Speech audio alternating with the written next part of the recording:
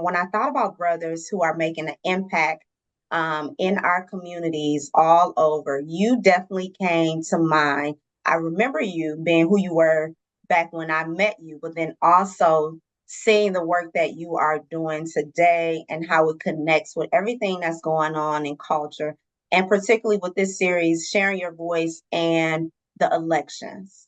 How does your story connect to what's going on? So first, thank you for having me on. It's good to see you. I'm glad that you're moving in positive spirit and moving in success as well. So just for a background for everybody, here in Nashville, Tennessee, I serve as the executive officer for diversity, equity, and inclusion in the Metro Public Schools.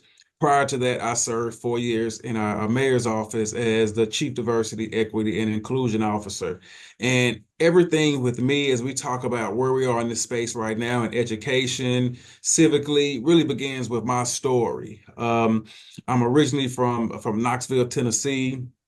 And like many Black males, many people in the community, I had some challenges growing up. I grew up with a great mother and my grandmother. They both raised me, a single parent household with me and my younger brother. Uh, Played basketball and sports in school and was really excited. I really got through my uncles and his teams that he introduced me to, like really a knowledge of self and why being a strong Black male was important. But I also had some alternative influences that had me not always making the best decisions. Man, as I was fortunate enough to begin my freshman year at Tennessee State, I came to kind of be a business marketing major. Like many young people that go to college, you think about, man, I got to make money. This is what my goals and my heart is.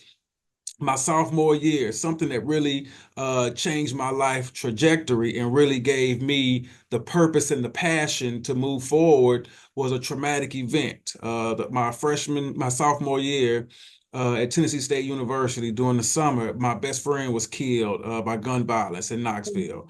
There was an alleyway behind a friend's house that we would always hang out in. And one night that summer, some guys came to try to rob my friends. He ran one way, everybody else ran the other way.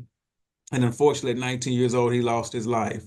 Around 6 months later, another friend in that same circle was also killed about 3 blocks away from where my best friend was killed at.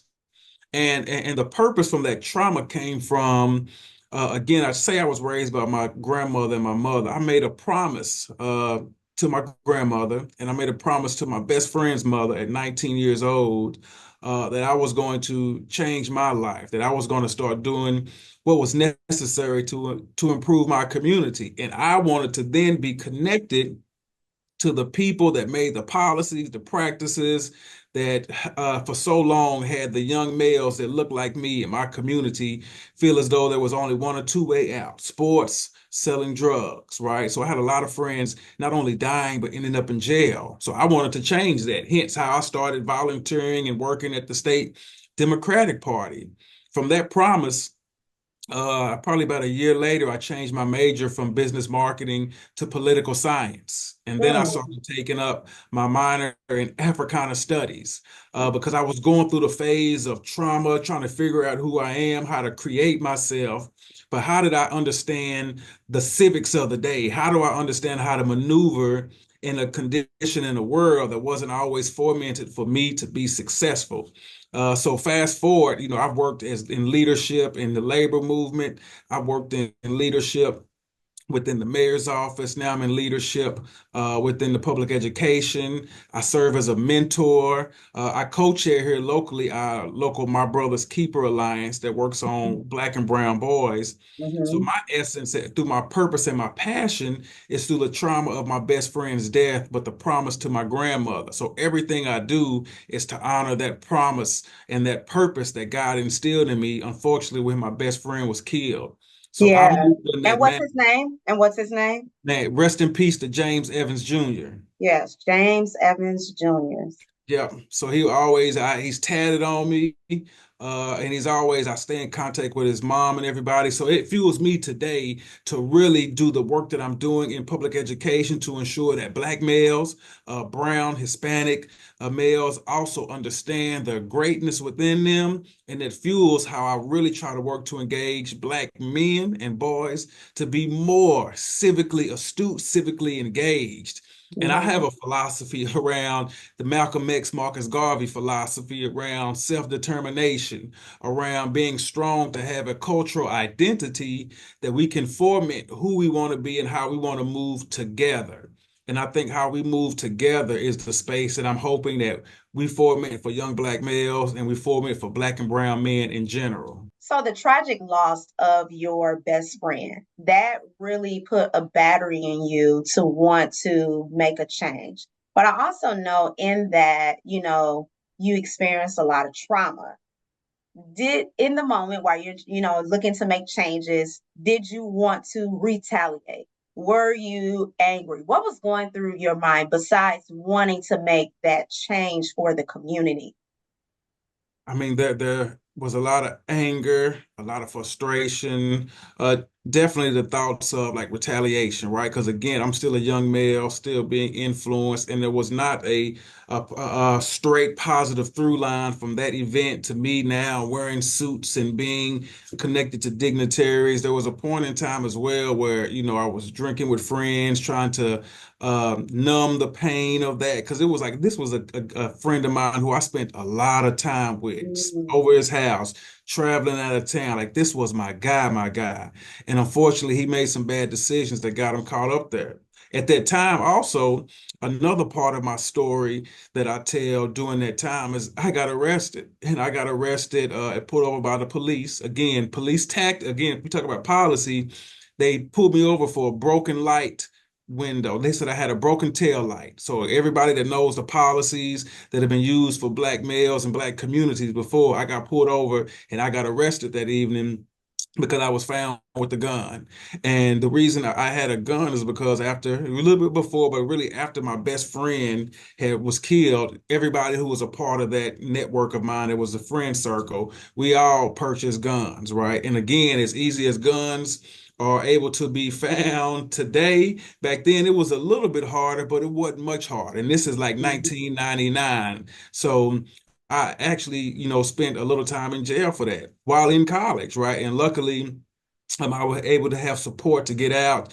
And it just really set my mind in a different trajectory. Like, okay, what does this mean? Am I going to follow the same trajectory? I just made this promise, but now I'm falling back into it. So there was some wrestling with myself.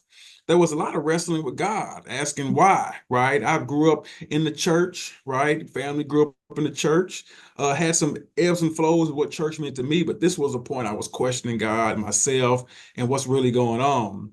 mhm, But it was through my Africana studies classes. It was through working with my uncle who always taught me the power and knowledge of self, the power of Black self-determination, and through my professor, Dr. El Hadid at Tennessee State University, that I began to see the king in me, that I began to really identify who I needed to be if I was truly going to live up to that promise. And that's what's kind of through me where I am now, where I guess you can call me a Garveyite because I love the philosophy, the theology of Marcus Garvey, what he did with the Black Star Line. And that is what I challenge myself, my two sons, and the young males that I mentor today to like think about when we talk about what does it mean to be successful and what does it mean to move in culture and community. True culture, the culture that we determine in community. yeah. So it all is full circle for you now, but you had you had a road to get here. You had a road to get here. What do you like think about it for a moment? Being 19 and now today, what would you tell your younger self? Man, that's a great question. And I've thought about this, particularly over the last couple of months. Have I've been trying to think about the morality that is life, the mortality that is life. The thing that I would tell my younger self is to be patient. Be Mm-hmm. patient with yourself, right? Be more observant, right? As a young age, you're very boastful. You want to be the first to show you're smart enough. You want to be the first to fit in, but like listen more. Be more observant. Be in silence so you can observe people and places better. Sometimes as a young person, I was so quick to move and want to do things. We don't really think about the consequences. And a lot of my friends, myself included, that didn't always think about the consequences ended up showcasing that if we got in trouble, and some unfortunately lost their lives or lost their freedom along that way. Another thing I would tell myself is to truly believe in yourself, Mhm. right? And there are times when you see social media, you see what the community, you see what the world says about you as a black male, that you begin to internalize some of that. But I should have been more strong to believe in myself. And I began to believe in myself more when I knew about my history, not where I came from in the terms of being an American, but where I came from that transatlantic slave trade, from the African diaspora, and what that meant for me, my DNA, and my community. Mhm. But really believe in yourself, man. Believe in who you are and believe in the true and living culture. What we have right now is a culture sometimes that has been drawn out for us, not by us or for us, but it's been drawn out by somebody else to get us to think that's our culture. But believing in self and being more patient, being more observant are the two key things that I would have told myself, my 19-year-old self back then. Mhm. So when you talk about having that knowledge of self, and when we think about what's going on today, and we do have, the big election coming up, and a lot is at stake. How what is the difference from a man having knowledge of self and a man not having knowledge of self? What is that thought process? And as it relates to, being civically engaged and being able to vote in the elections and, all the things. What do you think is the difference? Man, I think a big difference is an individual, a man, particularly a black male, particularly that has knowledge of self, understands that while we must be active and engaged in our community, civically, economically, the whole nine, we don't just put all of our baskets in those entities, right? We process, we vote, we engage, but then we also have to be self-determined to know, okay, I have to hold these people accountable. What am I doing to also put myself and my family in position to be developers, to be builders of the thing? So instead of just wearing shoes all the time, how about I create a shoe factory? How about I create shoes? Instead of just purchasing, how about I build a pipeline of something that can be supportive? And I think knowledge of self really grounds you in understanding that all these factors, politics, civics, social, relationships, community, all those things are interconnected. And we have to participate in all of those things to garner our true sense of freedom and our Mhm. true sense of purpose. So I would like to believe that right now with so much at stake, and for black men we hear that all the time, there's so much at stake. We hear that just about every election, but I Mhm. think we have to actualize that for folks, right? Knowledge of self allows me to understand how I show up in this world and how I show up in this world for the benefit of my community, myself, my God, and my family. Without that knowledge, you're kind of at the whim of just moving in any direction. There is an African proverb, and I'm a butcher it, but it's something along the lines, if you don't know who you are, then people can label you who they want you to be, and you'll wind up just doing anything. So without that knowledge of self, you're not grounded in what needs to take place to benefit yourself, your family, or your community. So we really need to have a better engagement tactic for black males from birth to adulthood, so that they Okay. understand themselves, civics, and how that ties into freedom for themselves. So you work directly, in the education system in Nashville, Tennessee, and outside of being a leader, in Nashville, Tennessee, in the education system in the district, you also work with boys and men. So you have a lot of things going on as it relates to the empowerment of people, but also the empowerment specifically for boys and men. What has your experience been? What are some things that we need to know and what's going on with boys and men today? Man, first off, it's been a loving experience. Just working with brothers, working with young brothers, working with brothers my age and older. Man, it's a loving communal experience. I think one of the first things we have to understand that everybody in general, humans, but particularly black males, young black males, and even older black males, and I see it in my fraternity, everybody wants to have a sense of belonging. Everybody wants to feel connected to their tribe of sorts, to a group of men, group of people who feel like they get them. And I think, again, throughout society, black men right now, more so than ever, as we've come through this COVID pandemic, are really looking for those areas of uniformity and a sense of belonging. Right, with our young people, especially, our young people are crying out to us for support, right? Our young people are telling us, I want to be heard, I want to be felt, I want to be loved, right? And we have to, as men, heed that call to action to be the elders to really give that back. When it comes to men in general, I think a lot of times right now in some of the circles that I'm in, whether it's my fraternity, Phi Beta Sigma, whether it's in my Prince Hall Masonic Association, a lot of men are holding in some of their feelings. The one thing I'm learning as a father that I didn't have growing up was, a man telling me it's okay to cry. It's okay to have feelings and to express those feelings. But now, through my education and through my work in the schools, understanding that social emotional awareness, that mindfulness is key to health, wealth, mental health, physical health, that men are now calling out for that. So we're trying to figure out ways, how do we bring that to men where they don't feel like it is making them less than, or it doesn't make them feel like this is not manly. We Yeah. have conversations with men. Being healthy mentally, physically, and emotionally is the most manly thing that you can do for yourself and for your family. If you look across the world today, there are many men, and black men, particularly in their 40s and their 30s, that have been passing away of heart attacks, strokes, health diseases that didn't happen 20, 30, 40 years ago. So we understanding we have to do something different.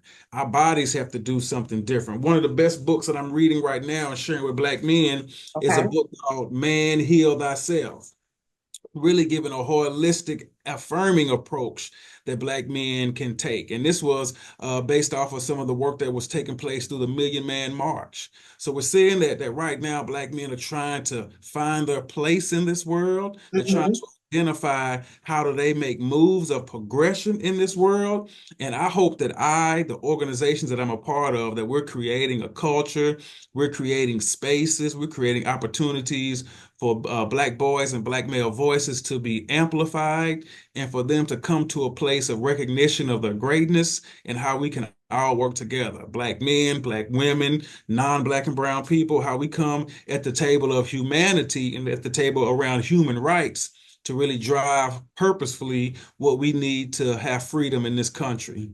Yes, and I am so grateful we have, great Black men like you to work in these spaces because generations ago, it was not like this. The conversations we were having, was very different in our homes.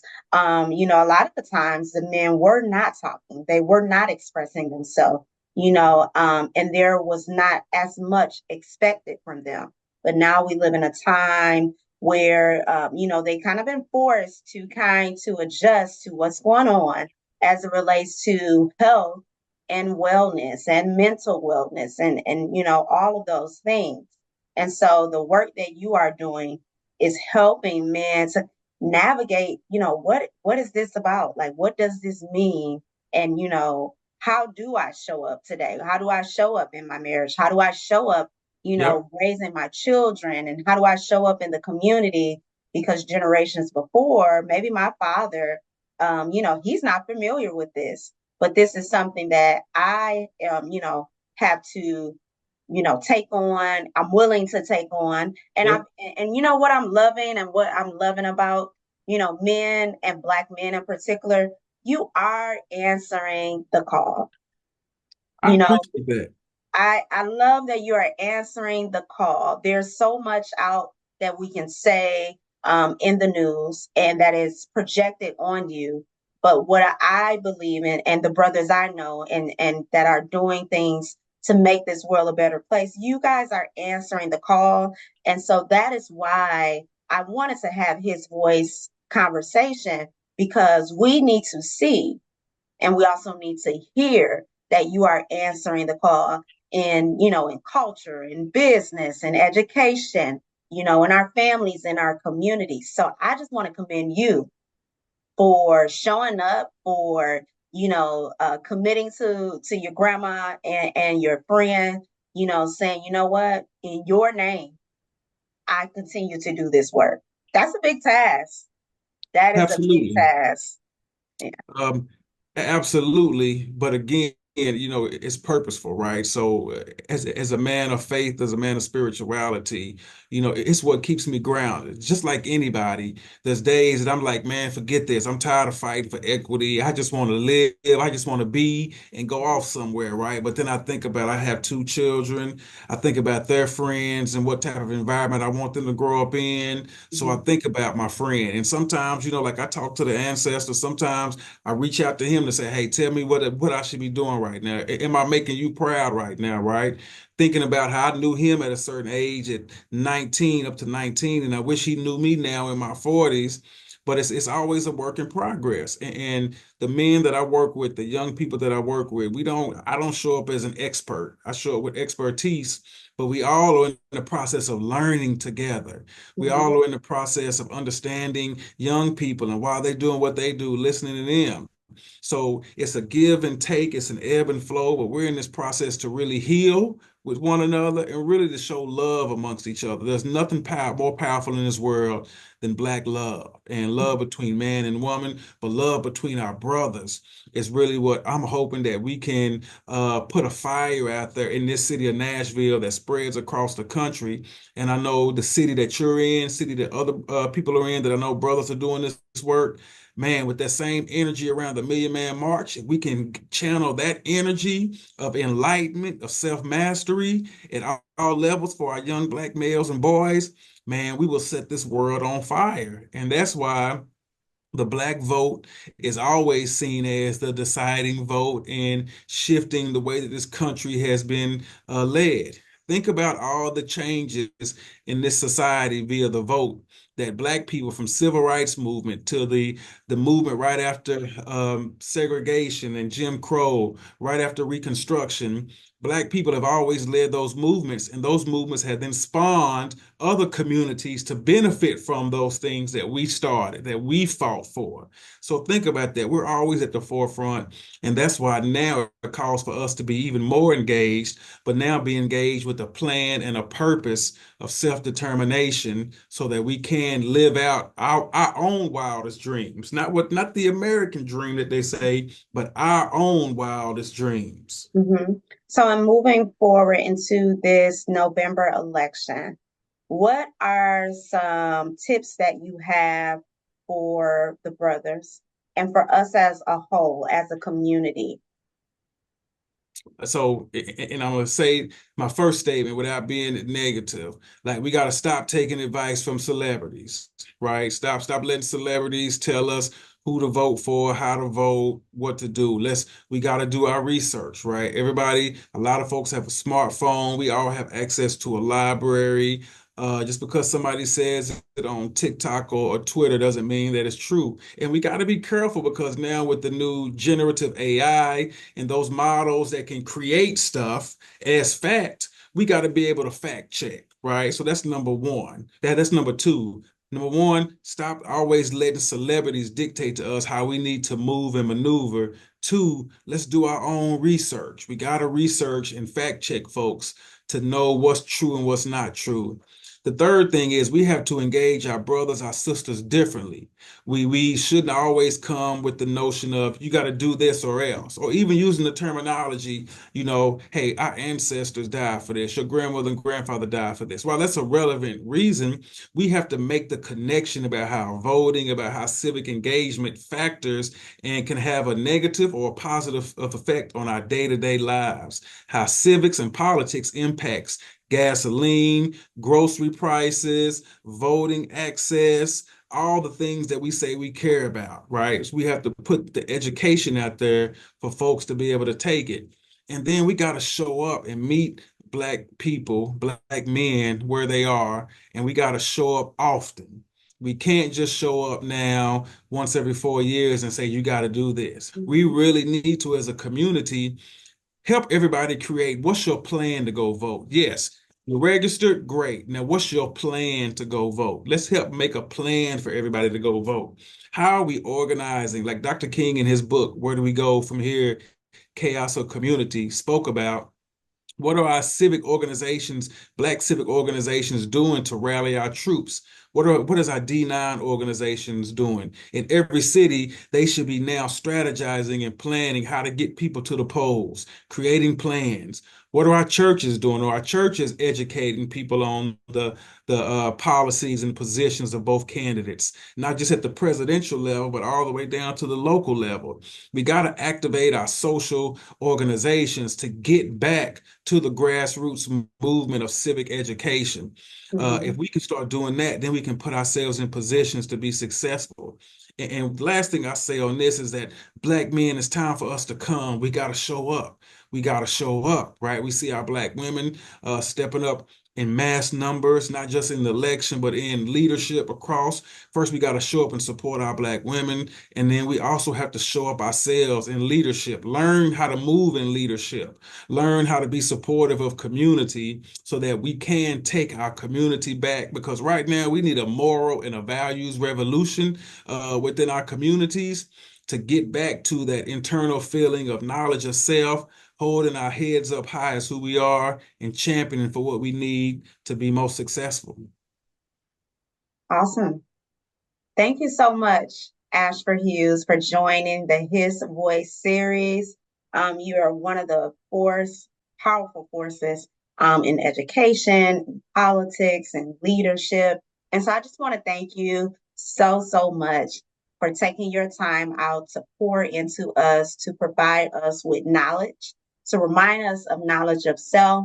And my hope and my prayer is that you continue the work even when your energy is just like, I don't have it today. Just be reminded that you have it. Thank Awesome. you so Peace and much. blessings. Thank you much. Be blessed.